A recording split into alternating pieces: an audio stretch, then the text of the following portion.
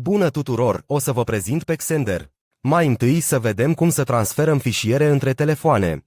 Atingeți trimite pe un telefon și primire pe celălalt. Apoi scanează un cod QR pentru a conecta cele două telefoane la același hotspot. Super ușor, nu? Și în doar câteva secunde.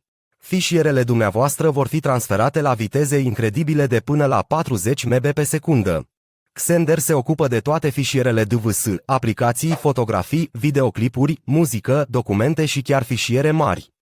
Doriți să transferați fișiere între telefon și computer? Alegeți conectați-vă la PC pe telefon și apoi scanați codul QR de pe computer.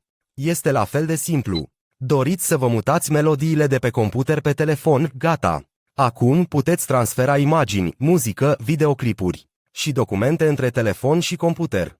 Doriți să vă transferați albumul foto de pe telefon pe computer? Ușor. Și puteți chiar să vă gestionați fișierele de pe computer cu ecran mare prin Xender. Pur și simplu selectați fișierele pe care doriți să le ștergeți și confirmați pe telefon.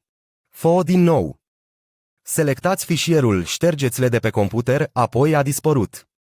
Super mișto! Descărcați Xender astăzi și deblocați și mai multe funcții extraordinare.